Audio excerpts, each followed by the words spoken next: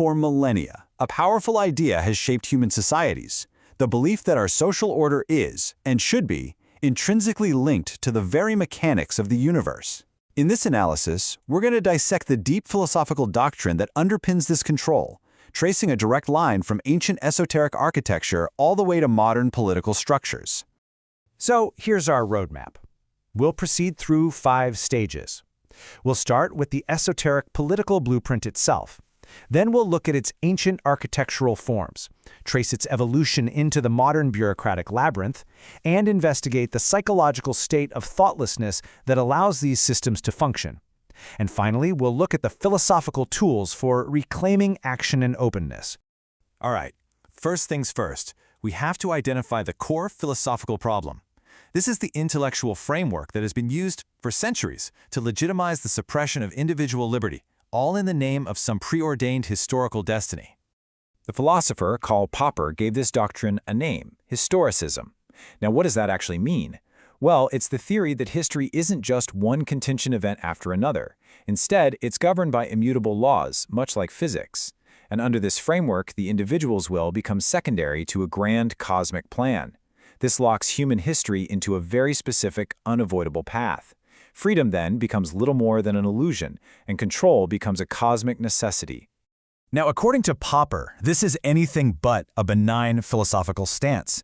He argues it's the very justification for what he calls the closed society, a social model that's rooted in our ancient tribal past, one that's characterized by total submission to magical forces and rigid, unchanging social traditions. So, where did this architecture of control originate? To answer that, we have to look back. Our investigation will start with the divine hunter-king archetype from Mesopotamia, and then follow its evolution as it gets rationalized into a complete political theory in the philosophy of Plato. You see, in many esoteric traditions, social order isn't seen as an accident of history. It's a meticulous architectural design, a terrestrial copy of a celestial model. And to implement this grand design, you need a very specific archetype, the hunter-king or cosmocrat. This is the civilizing ruler who shapes society according to that divine blueprint. Think of figures like the Egyptian god Osiris, the biblical Nimrod, or the Sumerian king Enmerkar. And if you look across these very different traditions, from Egyptian mythology to Masonic lore, these figures all share a common function. They are the master architects. They shape society from the top down. They don't negotiate order, they impose it, following a pre-existing divine plan. The Sumerians actually had a name for this divine blueprint, Gis-Her. It's the cosmic design that dictates the proper form and function of everything in civilization. This mystical, hierarchical structure, which was born in the ancient Near East, finds its ultimate philosophical expression in the work of Plato, who is desperate to stop what he saw as societal decay. Plato was truly horrified by the constant change and what he saw as the corruption of the world around him. So he sought a perfect, unchanging form. His political philosophy, as Karl Popper would later argue, is basically an attempt to hit the pause button on social change, to freeze the state into an ideal, static form. In this view, all change is a form of decay. Perfection is stasis. This led him to a concept Popper called totalitarian justice, where justice isn't about protecting individual rights, but about forcing everyone to maintain their pre-assigned place in the hierarchy. But how do you enforce such a rigid order? Well, Plato proposed propagating what he called a noble lie. This foundational myth says that God himself created 3 classes of men by mixing different metals into their souls. This clever ideological tool transforms a political hierarchy into a divine and biological fact of life, making sure the individual dissolves completely into the fixed structure of the state. Now, this ancient model of a divinely ordained hierarchy, it didn't just disappear, it evolved. In the modern world, it transformed into something colder, more mechanical, the bureaucracy. And it entraps the individual, not through myth, but through procedural and logical paradoxes. This might seem like a strange comparison, but a comparative analysis reveals a stunning parallel. The ceremonial magic described by the occultist A.E. Waite isn't a path to liberation, it's a rigid system of coercion. Its strict hierarchy of spirits and its obsession with getting the procedure exactly right, well, it directly mirrors the military bureaucracy in Joseph Heller's novel Catch-22. Both systems run on circular logic, anonymous hierarchy, and the absolute primacy of procedure over reality, and in the end, both objectify their human subjects. This self-contradictory logic is the central engine of the modern labyrinth. The system's rules are not designed to serve people or reason. They are designed to perpetuate the system itself. Escape is impossible by the very definition of the rules. This logical paradox is every bit as binding and absolute as a magician's pact in an old grimoire.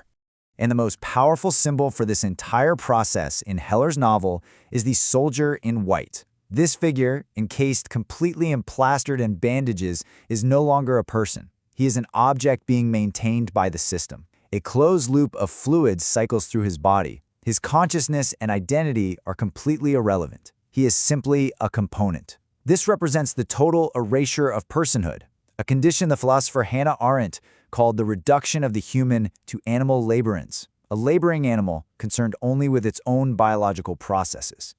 So this brings us to the human cost. Here, we'll synthesize our analysis by examining the psychological state that's required to operate within such dehumanizing systems. And to do that, we'll link our literary example to Hannah Arendt's seminal work on totalitarianism. When Hannah Arendt observed the trial of Adolf Eichmann, she didn't encounter a monster. She found a bureaucrat. His defining characteristic was a profound shallowness, a complete inability to think from the perspective of other people. He saw the Holocaust not as a moral catastrophe, but as a logistical problem that needed to be solved efficiently. And this, Arendt concluded, is the banality of evil.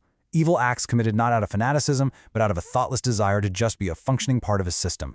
In this sense, Eichmann exemplifies the operator of what we could call an administrative Goetia.